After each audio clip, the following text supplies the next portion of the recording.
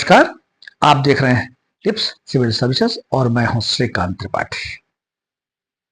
पर्यटकों का स्वर्ग, दुनिया का सबसे ऊंचा शीत रेगिस्तान, ठंडा रेगिस्तान, बर्फीला रेगिस्तान लद्दाख असंतोष, आगजनी और तोड़फोड़ की घटनाओं से गुजर रहा है। ऐसा क्यों हो रहा है? लद्दाख के लोगों की क्या मांग है? लद्दाख का अर्थ, इतिहास और संस्कृति क्या है? आखिर यह आंदोलन क्यों हो रहा है और इसका समाधान क्या है? आज हम इसकी चर्चा करेंगे। लद्दाख लद्दाख जम्मू कश्मीर का पार्ट हुआ करता था। 2019 में जब नए पुनर्गठन किया गया जम्मू कश्मीर का, तो जम्मू कश्मीर और लद्दाख ये दो केंद्र शासित प्रदेश बन गए। पहले संविधान में अनुच्छेद 370 के अंतर्गत एक जम्मू कश्मीर को विशेष राज्य का दर्जा प्राप्त था, लेकिन अलगाववादी घटनाओं को देखते हुए अनुच्छेद 370 को समाप्त किया गया और जम्मू कश्मीर और लद्दाख को केंद्र शासित प्रदेश बना दिया गया। आज भी लद्दाख केंद्र शासित प्रदेश है। प्राचीन काल से अगर इतिहास के रूप में देखें तो लद्दाख प्राचीन काल में एक राज्य के रूप में था। 1834 में राजा गुलाब सिंह ने लद्दाख जो पृथक राज्य था उसे जम्मू कश्मीर में मिला लिया। देश की आजादी तक यह जम्मू कश्मीर का ही पार्ट रहा। देश की आजादी के पश्चात संविधान के अनुच्छेद 370 में ये जम्मू कश्मीर का भाग बना रहा।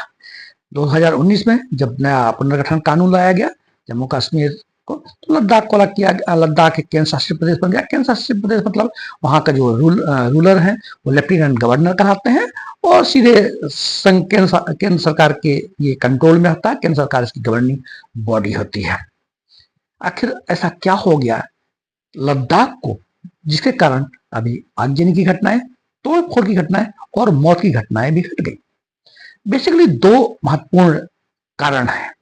एक तो लद्दाख को एक राज्य, स्टेटहुड की मांग, माने एक राज्य, अभी केंद्र शासित प्रदेश है उसको एक राज्य बनाए जाने की मांग की जा रही है।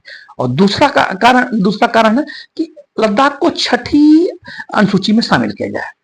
अभी केंद्र शासित प्रदेश है, संविधान के अनुच्छेद 3 में पार्लियामेंट को किसी राज्य को एक करने, केंद्र शासित प्रदेश बनाने, राज्य का विघटन कर देने, राज्य का पुनर्गठन करने का अधिकार है। तो वहां के लोगों का कहना है कि अभी चूंकि केंद्र शासित प्रदेश होने की वजह से हमारी भागीदारी शासन में कम है, हमारे पास विधानसभा नहीं है, हमारी विधायिका नहीं है, हमें कानून बनाने की शक्ति नहीं, हम केंद्र के अधीन हैं, अतः हमें राज्य का दर्जा दिया जाए ताकि हमारा पर्याप्त प्रतिनिधित्व हो और हम अपने हिसाब से अपने कल्चर, अपने इतिहास, अपनी संस्कृति और अपनी व्यवस्था, अपने संसाधनों, अपनी आजीविका के अनुसार कानून बना सके।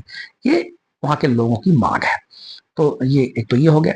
छठी अनुसूची में शामिल किया जाए। हमारे संविधान के अनुच्छेद 244(1) और संविधान के अनुच्छेद 244(2). 244(1) में 5वीं अनुसूची है और 244(2) में छठी अनुसूची। तो मैं छठी अनुसूची की बात करेंगे। संविधान के अनुच्छेद 244, संविधान के अनुच्छेद 244(2) में छठी अनुसूची है। छठी अनुसूची के अंतर्गत भारत का जो पूर्वोत्तर राज्य है वहां के 4 राज्यों को छठी अनुसूची में शामिल किया गया है, जिसमें असम, त्रिपुरा, मेघालय और मिजोरम। मणिपुर नहीं है, याद रखिएगा। असम, त्रिपुरा, मिजोरम और मेघालय, ये 4 राज्यों को छठी अनुसूची में शामिल किया गया। छठी अनुसूची में शामिल कर देने से क्या हो जाएगा, यहाँ छठी अनुसूची में जो ये जनजाति बहुल क्षेत्र है वहां एडीसी, ऑटोनॉमिक डिस्ट्रिक्ट काउंसिल, यानी स्वायत्त जिला परिषद है, स्वशासी परिषदें हैं, जो जिन्हें आप एक प्रकार से मिनी ये छोटी विधानसभा कह सकते हैं, छोटी विधायिका कह सकते हैं, जिन्हें अपने कानून बनाने, अपना न्याय करने, टैक्सेशन करने, टैक्स वसूलने और खर्च करने का पूरा अधिकार होता है। तो ऑटोनॉमस डिस्ट्रिक्ट काउंसिल इन 4 राज्यों में है। यही मांग लद्दाख की भी है। लद्दाख भी कहता है कि हमें छठी अनुसूची में शामिल कर दिया जाए ताकि हम अपना ऑटोनॉमस डिस्ट्रिक्ट काउंसिल एडीसी बना सकें, ताकि हमारी बात उस काउंसिल के माध्यम से आगे बढ़ सके और हम वहां के लिए अपने हिसाब से कानून बना सकें और उसका इम्प्लीमेंटेशन कर सकें। ये 2 बेसिक मांगे हैं, छठी अनुसूची में शामिल करना और उसको स्टेटहुड अर्थात राज्य का दर्जा दिया जाए। 2 अन्य जो बातें हैं उनका वहाँ के लोगों का की मान्यता है कि चूंकि अभी केंद्र शासित प्रदेश है या यहाँ बाहर के लोग यहाँ आकर के बसेंगे, जिससे उनकी संस्कृति डिस्टर्ब होगी। वहाँ लोग बाहरी लोग बस जाएंगे, निवेश करेंगे, व्यापार करेंगे, जमीनें खरीद लेंगे, जिससे उनकी जो ट्राइब्स कल्चर है, उनका जो ऐतिहासिक परंपराएं हैं वो नष्ट होंगी। एक तो ये है, और चौथी उनकी जो मांग है स्थानीय लोगों को रोजगार देना और स्थानीय लोगों को शासकीय सेवाओं में आरक्षण देना, ये मांग है। यहाँ इस जो पूरे आंदोलन के जो का नेतृत्व कर रहे हैं वो है सोनम वांगचुक।